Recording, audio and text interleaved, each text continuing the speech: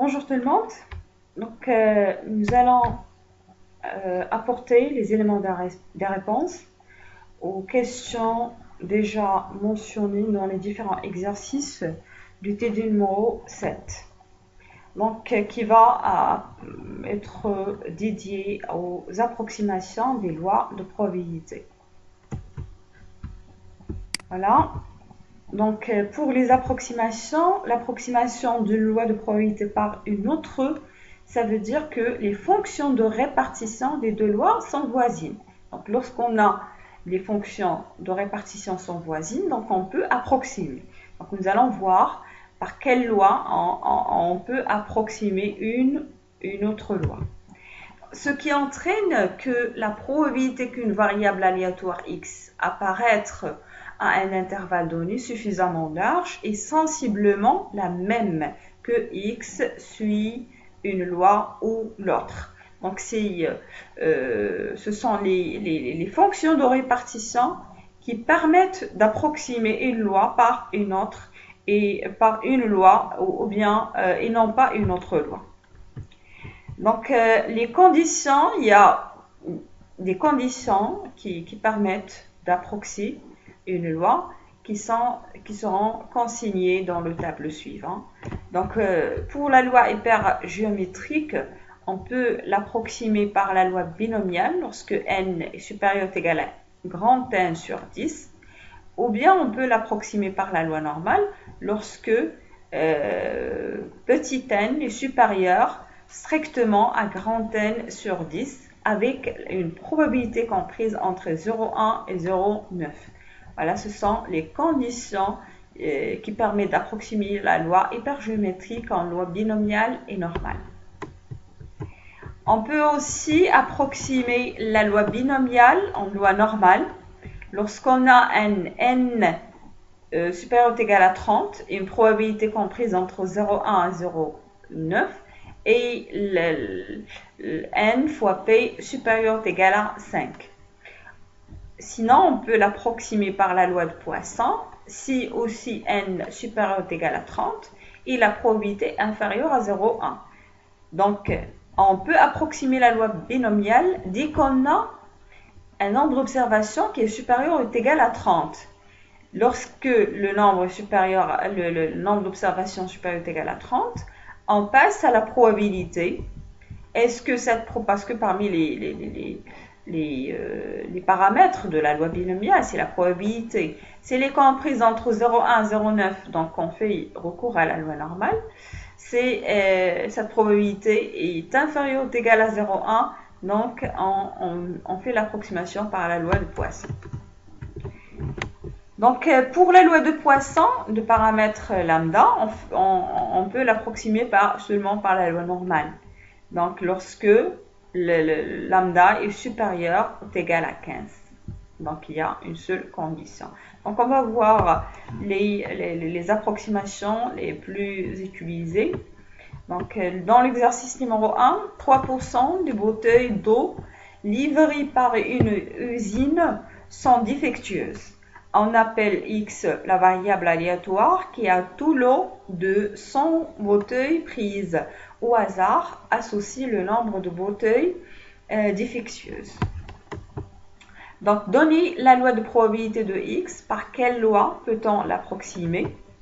Trouver la probabilité que sur un lot de 100 bouteilles choisies au hasard, et il n'y a aucune bouteille défectueuse, il y a 2 bouteilles défectueuses, il y a 3 bouteilles défectueuses, il y a moins de 4 bouteilles défectueuses.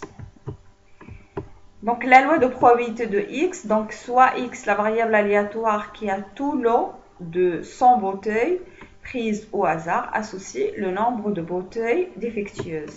Donc, on a dans ce cas n est égal à 100, parce que le lot contient 100 bouteilles. La probabilité, c'est 0,03, donc il est donné. Donc, l'événement étudié admet 2 résultats contradictoires. Donc, X suit une loi binomiale de paramètres 100, 0,03. Donc, on va voir par quelle loi on doit l'approximer. Donc, l'approximation, on a n est égal à 100, il est supérieur à 30. C'est la première condition. La deuxième condition, la probabilité 0,03 est inférieure à 0,1. Donc, on peut l'approximer par la loi de Poisson. Si la probabilité est supérieure à 0,1, dans ce cas, on doit l'approximer par la loi normale.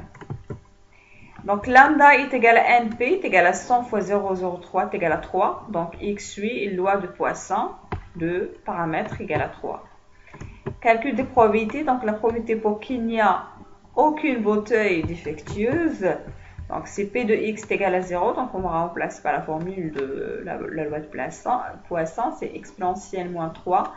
3 à la puissance 0 divisé par 0 factoriel. Ça va donner 0,0497, soit 4,97% de chance pour qu'il n'y a aucune bouteille défectueuse. La probabilité pour qu'il y ait 2 bouteilles défectueuses, donc on va juste remplacer x par 2. On va trouver 0,224, soit 22,4% de chance pour qu'il y ait 2 bouteilles défectueuses. C, la probabilité pour qu'il y ait 3 bouteilles défectueuses, donc P de x est égal à 3, donc on va remplacer x par 3, on va trouver la valeur de 0,224. Donc, soit 22,4% de chance pour qu'il y ait 3 bouteilles défectueuses. La probabilité pour qu'il y ait moins de 4, donc c'est P de x inférieur strictement à 4, est égal à P de x est égal à 0 plus P de x est égal à 1 plus P de x est égal à 4 plus P de x est égal à 3. Donc, on va calculer toutes ces probabilités. P de x est égal à 0, on l'a déjà calculé. P de x est égal à 2, P de x est égal à 3. Donc, on va calculer juste P de x est égal à 1. On va remplacer x par 1. Donc, on trouve la valeur de P de x est égal à 1 qui était égale à 0,1493. Donc, la probabilité de x inférieure strictement à 4, c'est 0,647. Soit 64,7% de chance pour qu'il y ait moins de 4 bouteilles défectueuses. On passe maintenant à l'exercice numéro 2. Donc, une entreprise fabrique du matériel informatique. Elle veut réaliser des tests pour savoir les composants défectueux qui peuvent être réutilisés. Pour ce faire, elle effectue des tests heure par heure sur 50 composants. Elle a constaté que 15 composants peuvent être réutilisés. On note y la variable aléatoire qui représente le nombre de composants. Déterminer la loi de y. Par quelle loi peut-on l'approximer? Calculer la probabilité suivante, c'est-à-dire P de y inférieur ou égal à 18. La loi de y, soit y la variable aléatoire qui représente le nombre de composants défectueux qui peut être réutilisé. On a n est égal à 50 et p est égal à 15 sur 50 égale à 0,3. Parce que 15 parmi 50. Donc, y suit une loi binomiale de paramètres 50, 0,3. N est égal à 50 et p est égal à 0,3. On a n est égal à 50 supérieur à 30 et la probabilité est comprise entre 0,1 à 0,9. Donc, on peut l'approximer par la loi normale. Ainsi, y suit une loi normale de paramètres m sigma. Avec m est égal à np, 50 fois 0,3 c'est 15. Et sigma, c'est la racine carrée de la variance y, npq. 50 fois 0,3 fois 0,7 est égal à 3,24. Donc, y suit une loi normale de paramètre 15, 3,24. La probabilité de P de y inférieur ou égal à 18 donc, est égale P de t inférieur ou égal à 18 moins 15 centré par 15 et réduite par 3,24. Donc, c'est P de t inférieur ou égal à 0,92. C'est P de 0,92. Donc, on va la chercher dans la table de la loi normale centrée réduite. qui est égal à 0,8212, soit 82,12% de chance. Donc on passe à l'exercice numéro 3. Dans un grand magasin, la variable aléatoire x représente le nombre de magnétoscopes vendus au cours d'une journée quelconque, suit la loi de Poisson de paramètre 20.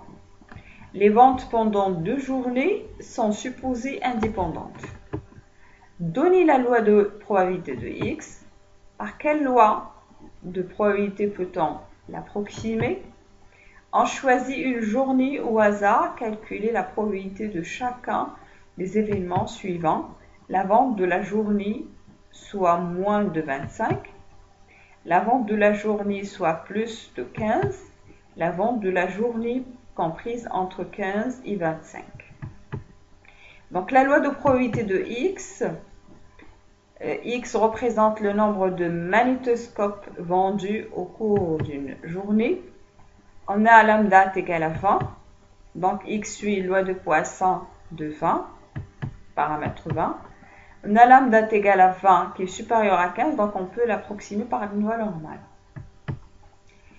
X suit une loi normale de paramètre lambda, racine de lambda. Ce sont l'espérance et la variance de la loi de Poisson. Donc x suit une loi normale de paramètre 20, racine de 20. X suit une loi normale de paramètre 20 et 4,47. Donc, on choisit une journée au hasard. La probabilité de chacun des événements est la vente de la journée soit moins de 25. Donc, P de x inférieur ou égal à 25 est égal à 1 moins P de t inférieur ou égal à 25 moins 20 divisé par 4,47. C'est P de t inférieur ou égal à 1,11. C'est P de 1,11 est égal à 0,8665. La lecture se fait de la même que je viens de représenter dans la séance précédente. Soit 86,65% de chance pour que la vente de la journée soit moins de 25 unités. La vente de la journée soit plus de 15. Donc, c'est P de y supérieur strictement à 15 est égal à 1 moins, parce qu'on ne peut pas chercher la probabilité de y supérieur strictement à 15. Donc, on cherche là l'événement contradictoire. C'est 1 moins P de y inférieur ou égal à 15 est égal à 1 moins P de t inférieur ou égal à 15 moins 20 divisé par 4,47. Donc, c'est P de t inférieur ou égal à moins 1,11. Donc, c'est P de t moins 1,11 est égal à 1 moins P de 1,11 est égal à 1 moins 0,08665 est égal à 0,1335. Soit 13,35% de chance pour que la vente de la journée soit plus de 15 unités. Donc, la vente de la journée comprise entre 15 et 25. Donc, c'est P de x comprise entre 15 et 25 est égal à P de x inférieur ou égal à 25 moins P de x inférieur ou égal à 15. Ce sont les propriétés de la loi normale. Donc, c'est 0,8665 moins 0,1335. On a déjà calculé. Donc, c'est 0,733, soit 73,3% de chance pour que la vente de la journée soit comprise entre 15 et 25 unités. Voilà, nous sommes arrivés à la fin de la correction de TD numéro 7. Je vous remercie et je vous souhaite une bonne chance dans